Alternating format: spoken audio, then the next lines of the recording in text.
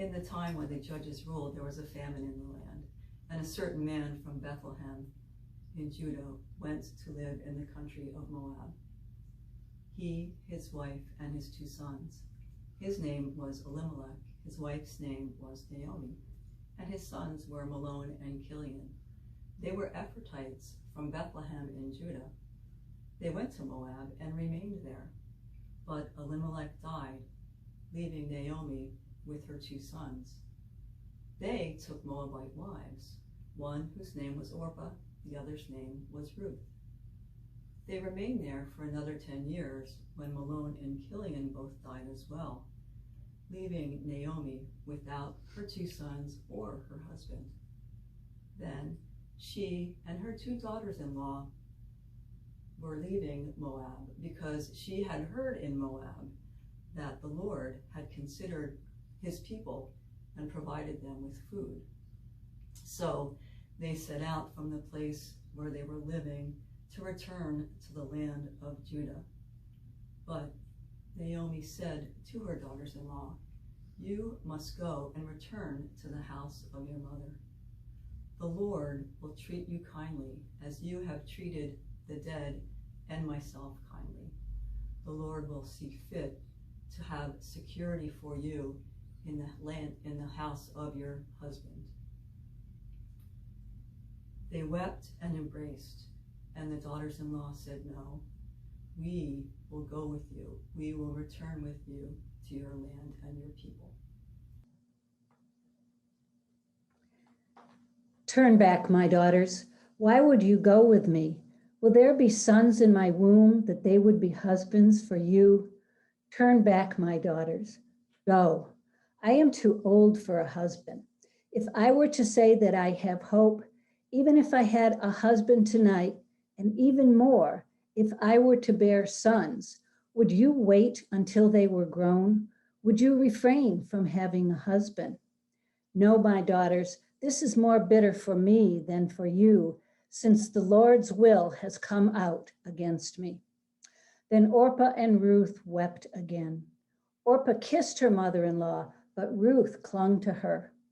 Naomi said to Ruth, "Look, Orpah is returning to her people and to her gods. Return with her." Ruth replied, "Do not urge me to abandon you or to turn back from following you. Wherever you go, I will go. Wherever you stay, I will stay. Your people will be my people. Your God will be my God. Wherever you die, I will die, and there will I be buried. May the Lord do this to me, and more so, if even death separates me from you." When Naomi saw that Ruth was determined to go with her, she said no more about it to her.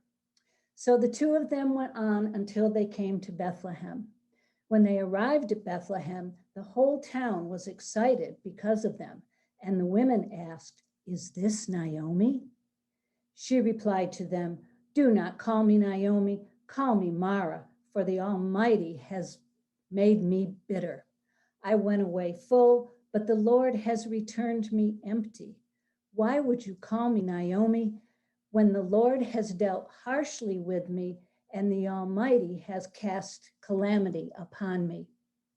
Thus, Naomi and her daughter-in-law, Ruth the Moabite from the territory of Moab, returned to Bethlehem, arriving at the beginning of the barley harvest.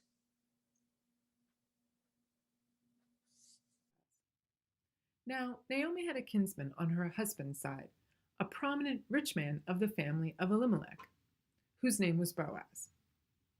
And Ruth the Moabite said to Naomi, "Let me go to the field and glean among the ears of grain, behind someone in whose sight I may find favor." Ruth said to her, "Go, my daughter." So she went. She came and gleaned in the field behind the reapers. As it happened, she came to the part of the field belonging to Boaz, who was of the family of Elimelech. Just then, Boaz came from Bethlehem. He said to the reapers, "The Lord be with you." They answered, "The Lord bless you." Then Boaz said to his servant who was in charge of the reapers, "To whom does this young woman belong?" The servant who was in charge of the reapers answered, "She is the Moabite who came back with Naomi from the country of Moab." She said, "Please let me glean and gather among the sheaves behind the reapers."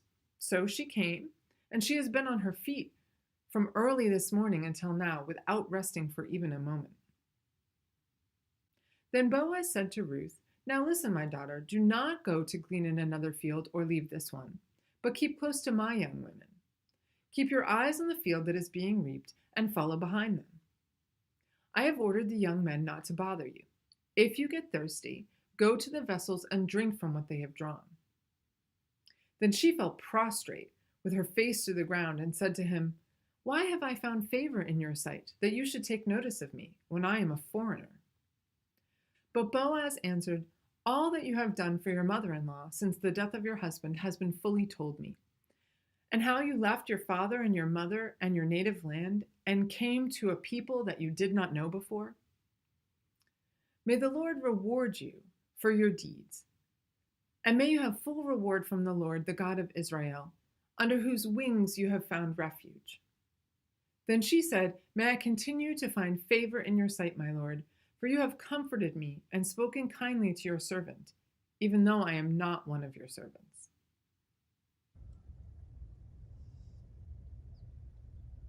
At mealtime, Boaz said to Ruth, "Here, take some of the bread and dip your piece into the vinegar."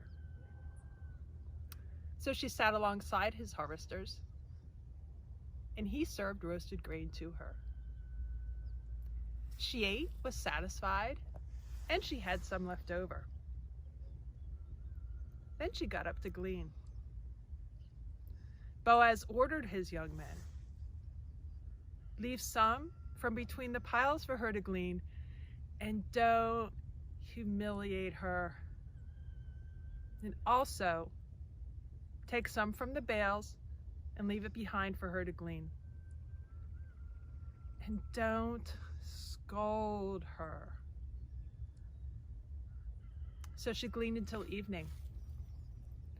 Then she threshed what she had gleaned, and it was about 2 quarts of barley. And then she picked it up and she went into town. And Naomi saw what she had gleaned. And Ruth gave her what she had left over after eating her fill. Naomi said to her, "Where did you work? Where did you glean? May the man who noticed you be blessed." And Ruth said to her, "The name of the man with whom I worked, his name is Boaz." Naomi said, "Boaz? He's one of our close relatives. He's our Redeemer. May the Lord bless him as he's blessed both the living and the dead." And Ruth said to her, "Furthermore, Boaz told me I could work alongside his young women until the completion of the harvest." And Naomi said, "It would be good, my daughter-in-law, if you worked alongside his young women so that the men don't harass you in another field."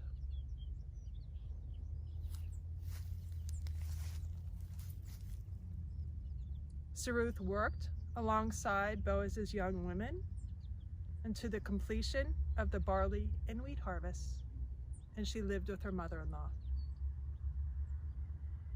Her mother-in-law said to her, "Daughter, shouldn't I seek security for you so that all will go well with you?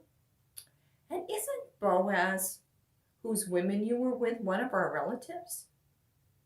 He's going to be winnowing the barley down on the threshing floor tonight. So you should bathe, put on some perfume, some nice clothes, and go down to the threshing floor. Do not make yourself known to the man until he is done eating and drinking. Then, when he goes to lie down, make note of where he is lying. You'll go over, unwrap his feet, and lay down. He will tell you what to do. Ruth replied, I will do all as you have advised. So she went to the threshing floor and did all that her mother-in-law had commanded her. Boaz ate and drank, and he was in a good mood. He went to lie down by the piles of grain. So Ruth went over quietly, unwrapped his legs, and lay down. In the middle of the night, the man shuddered and turned over. And there's a woman lying at his feet. Who are you? He said. I am Ruth, your servant. Place your robe over your servant, for you are a redeemer. He said, May the Lord be praised. This last act of your loyalty is better than your first. You've not gone after young men, whether rich or poor. Don't be afraid. All that you ask, I will do. Indeed, my people, all who are at the gate, know that you are a woman of worth. Now, while it's true that I am your next of kin, there is one who is a closer relative to you than I. Stay the night, and if in the morning he will agree to act as next of kin for you, then good, let him. But if he will not, then, as the Lord lives, I myself will act as next of kin for you. Come, lie down until morning. So she lay at his feet until morning and rose before one person could recognize another, for the man had said, no one should know that the woman had come to the threshing floor. He said, bring the cloak you have on and hold it out. She held it out, and he filled it with 6 measures of barley and put it upon her. Then she returned to town. She came upon her mother-in-law, who said, my daughter, how did it go? So Ruth told her all that the man had done for her. He gave me these 6 measures of barley and told me, do not go away empty-handed to your mother-in-law. Naomi replied, sit tight, my daughter, until you know how this matter turns out. For this man, he will not rest until this matter is settled today. So, no sooner had Boaz arrived at the gate and sat down than he noticed his kinsman walking by and said to the kinsman, come on, join me. Come over and sit down. And he did. Boaz then selected 10 elders from the people in his tribe and invited them to come over and sit down, and they did. Boaz said to his kinsman, Naomi is selling a parcel of land that belonged to our kinsman Elimelech. Would you be interested in buying it? And the kinsman said, yes, I would be interested in buying it. So Boaz says, well, if you don't want to buy it, let me know, because I would like to buy it. And by the way, as soon as you get it, you acquire Ruth, the Moabite woman who was married to Mahlon. The kinsman said, well, in that case, I can't do it, because to do that would damage my own inheritance. So you go ahead and buy it for yourself. So back in the ancient times in Israel, there was a particular way of sealing a deal, whether it was a sale or a trade or whatever. One of the participants would take off a sandal and give it to the other, and that was the sign that the deal was done. So when the next of kin said to Boaz, acquire it for yourself, next of kin took off his sandal and gave it to Boaz. And Boaz said to the elders and all of the people, today you are witnesses that I have acquired the land from Naomi, and that will be all the land that Elimelech and Chilion and Mahlon owned. It's all in the family. I have also acquired Ruth. She is the Moabite woman who was the widow of the dead man. She will be my wife and maintain the dead man's name on his inheritance in order that the name of the dead may not be cut off from his kindred. your witnesses.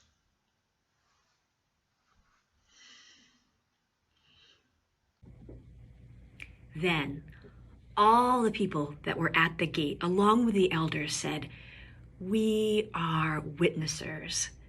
May the Lord make this woman Ruth, who is coming into your house, be like Rachel and Leah, who built up together the house of Israel.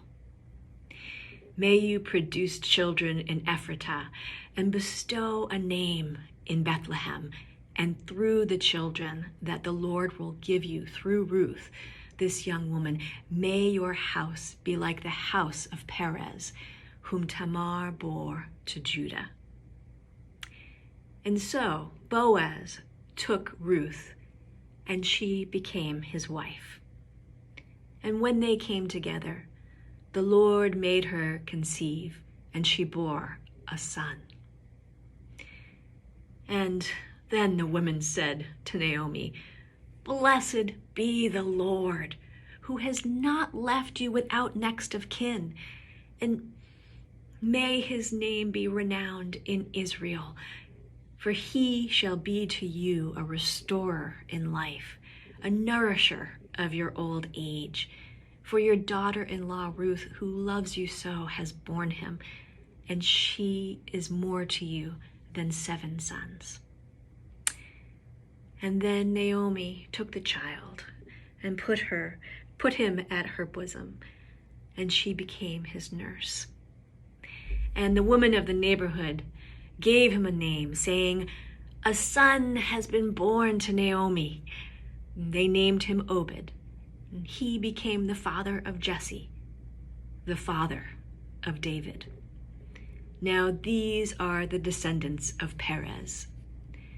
Perez became the father of Hezron, Hezron of Ram, and then several generations later, Obed of Jesse, and Jesse of David.